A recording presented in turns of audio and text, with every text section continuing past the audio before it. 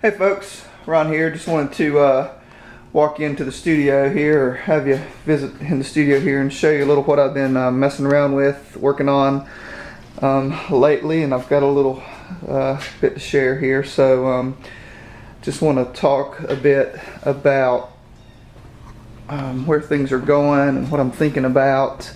So I'll just walk around here for a minute and give you some shots of things in progress, and just kind of tell you what I'm thinking.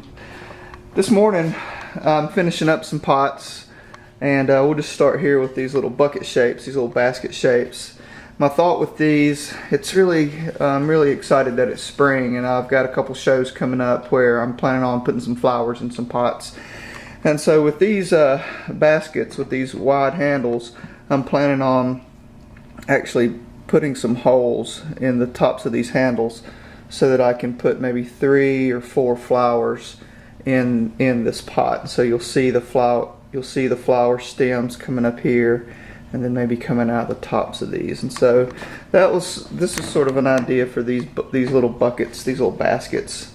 So I have 3 of these, and so I did those 2 with the wide handles, and then in the just to play around a little and just to get some new ideas flowing, I said, well, what could I do to this third one to make it more of a maybe like a flower block, or something with, just really something different. And I mean, this is just an idea. I mean, this is just playing around out here in the shop. And so what I did, I just rolled out some coils, and this is just for play. It's kind of like Tinker Toys, or just putting things together, and put some of these up on here. And this is kind of neat looking with just this sort of bridge with these 3 bars across the center. And if I decide to do this, I'll roll these out nicely and attach them nicely and everything. But this is just a way to start setting up some ideas and seeing what I think about it. So I look at it, and maybe I want to put these back on here and kind of see, that would give more opportunity for some flowers over here on the side. But do I like that as much as I like it without? And I'll tell you another thing that's kind of funny about this is this shape right here with these bars in the middle. That reminds me of a piece of playground equipment in a park where I used to play. It's kind of like I mean, of course it would have had more of these, and you would have climbed over top of it, or I would have gotten in there, and hung upside down or something. So that, I don't know, it's just kind of funny how that happened. Another thing would be, maybe I've got some little balls of clay rolled out down here, and I thought, well, how would this look if I put that up on some feet? I don't know, maybe not. But you see, you have to just get out here and fool around a bit, and it may not be the greatest pot ever made, but it's just something to it's a way of coming up with new things and new ideas.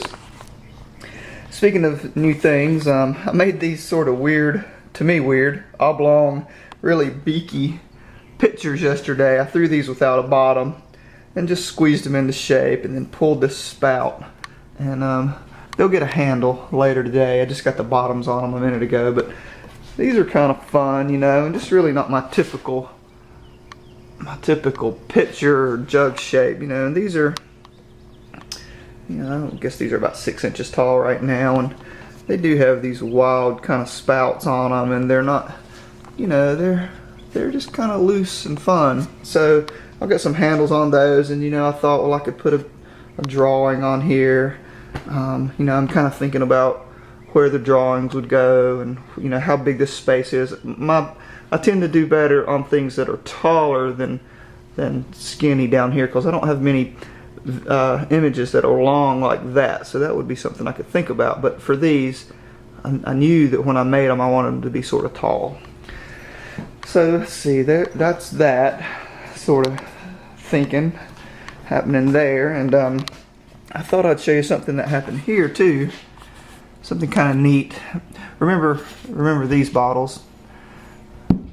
Well, this is sort of a canteen shape that I made, and I was getting ready to draw on this pot last week, and I started sort of looking at it, and I don't know if you can see this, but I think this this face part here was made out of a slab.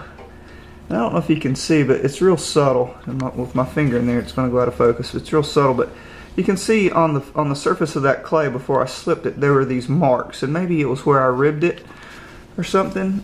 But so I started looking at those, and it was real subtle, and I said, well, look how that sort of makes that nice kind of curve there. Man, you know, that just looks like a neat, you know, it's kind of off. It looks like it sort of told me something that would work on that pot as far as decoration goes, you know. And I mean, if I was still doing salt glazing or something, I might do like a ladle pour or some sort of trailing on this to sort of have a big fat kind of mark across there.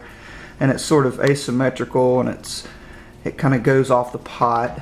I'm not sure if I'm going to follow through with that, but the main thing is that I noticed it and that I sort of made note of it. And in the future, you know, I can do something with that. This side didn't really tell me anything much. It was just kind of flat and boring. But it was cool to sort of notice that. I don't know if that turns any of y'all on or not, but it was exciting for me to see that. So there's that. Oh, and the reason I was going to show you this bottle is because, you know, these came out sort of kind of nice and flat on both sides. Sorry about all this crazy camera movement. So I decided yesterday that I was going to make some more of these, but I was going to really kind of pooch them out, whatever the word is. So here are the new bottle bodies. These will get trimmed up a little and worked on a little, but I've got one here and one here, so those will get worked on, and we'll see how that works.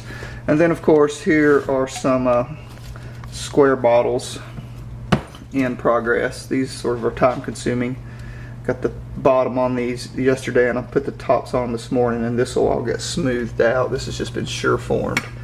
So I'll get rid of all these marks and all these seams and get these into the right shape, and then I'll cut the lids on them and put the flange in them. You know, so I talked about these a little bit last time, and this is sort of the first one here. You've already seen that one.